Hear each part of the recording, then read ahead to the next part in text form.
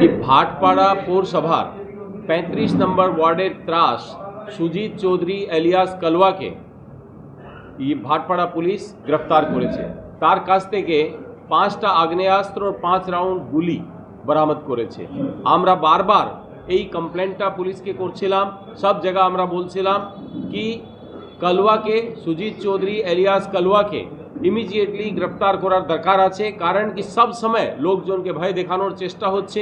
এর গুন্ডা বাহিনী যার নেতৃত্ব করছে এরা সব সময় এলাকার মানুষের উপরে ত্রাস সৃষ্টি করছে। আমরা ভাটপাড়া পুলিশকে ধন্যবাদ দিচ্ছি কি তারা কলওয়াকে গ্রেফতার করেছে এবং তার কাছ থেকে একটা 9mm পিস্টল, 3টা 7mm পিস্টল और একটা পাইপ গান ওরা রিকভার করেছে, 5 রাউন্ড গুলি রিকভার করেছে। সব থেকে বড় দুঃখের যে জিনিসটা হচ্ছে সেটা হচ্ছে কি কলওয়া আমাদের এখানকার বিধায়ক তার খুব ঘনিষ্ঠ আছে এবং তার হয়ে উনি কাজ করছেন। এই জিনিসটা যারা এক ক্রিমিনাল গ্যাং ক্রিমিনালসকে যারা ব্যবহার করছে এবং মানুষকে ভয় দেখানোর চেষ্টা করছে, ওয়ার্ড নম্বর 35 এবং অন্য ওয়ার্ডে যারা ভয় এবং আতঙ্ক সৃষ্টি করার চেষ্টা করছে, এই ধরনের কোনো চেষ্টাকে সহ্য করা যাবে না। এবং আমরা নির্বাচন আয়োগকে এবং পুলিশকে আমরা আবার এটা আবেদন জানাচ্ছি যেন এদের বিরুদ্ধে প্রত্যেক ওয়ার্ড প্রত্যেক বুথের উপরে এদের কোনটা গুন্ডা বাহিনী কাজ করে সব লিস্ট আমাদের কাছে আছে। এরা যদি নিজেকে শুধরাতে না পারে এদের বিরুদ্ধে কড়া থেকে কড়া ব্যবস্থা নিতে হবে। এটাই আমরা পুলিশের কাছে এবং নির্বাচন কমিশনের কাছে আমরা অনুরোধ করছি।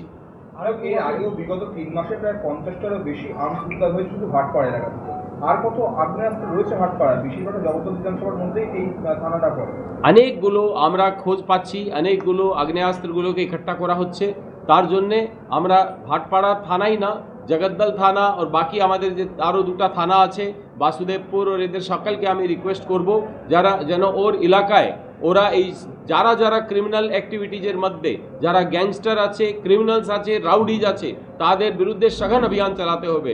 সেন্ট্রাল প্যারামিলিটারি ফোর্সের অফিসাররাও যারা এখানে এসেছেন তাদেরকেও আমি রিকোয়েস্ট করছি এবং যে police observer and general observer যারা আছে তাদেরকেও আমরা রিকোয়েস্ট করছি কি যাদের লিস্ট আমরা দিয়েছি তাদের বিরুদ্ধে কঠোরতম অ্যাকশন নিতে হবে।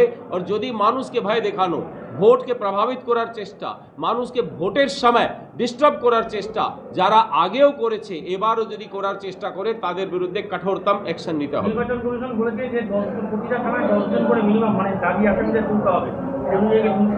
আমি বলছি 10টা করে মিনিমাম বলে কোনো কথা যদি উনি বলে থাকেন এটা সব থেকে খুব ভালো। আমি বলছি যে লিস্ট প্রোভাইড করা হচ্ছে প্রত্যেক যাকেও যারাও ক্রিমিনাল আছে প্রত্যেককে তুলতে হবে। একজন লোককেও ছাড়া যাবে না যে এলাকার মধ্যে কোনো লোককে ভোট দিতে আটকাবে ইয়া ছাপ্পা করার চেষ্টা করবে, ভয় দেখানোর চেষ্টা করবে, একজন লোককেও ছাড়া যাবে না।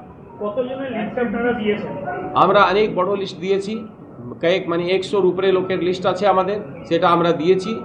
নির্বাচন আয়োগকেও দেওয়া হয়েছে, এদেরকেও দেওয়া হয়েছে। আমরা এটাই সকলের কাছে রিকোয়েস্ট করছি যেন এদেরকে শীঘ্র তাদেরকে গ্রেফতার করতে হবে।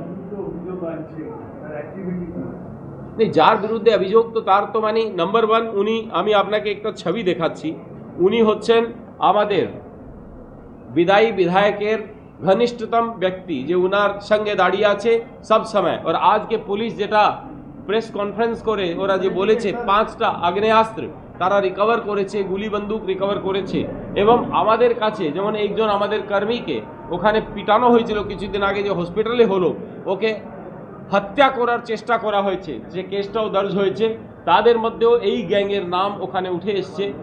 তো আমরা এই সব জিনিসটা আমরা চাইছি কি নির্বাচন যেন সুস্থভাবে নির্বাচন হয়, ফ্রি ফেয়ার পিসফুল ইলেকশন হয়। তার জন্য এই ধরনের একটাও গুন্ডা ক্রিমিনাল এলিমেন্ট যেন বাইরে না থাকে। আর এই গুন্ডাদেরকেও আমি বলতে চাইছি যদি এরা নিজেকে না শুধরাবে 4 তারিখের পরে যখন পশ্চিমবঙ্গে বিজেপির সরকার আসবে আমরা এদের যে হাস্র করব সেটা দেখার মতো হাস্র হবে এদের।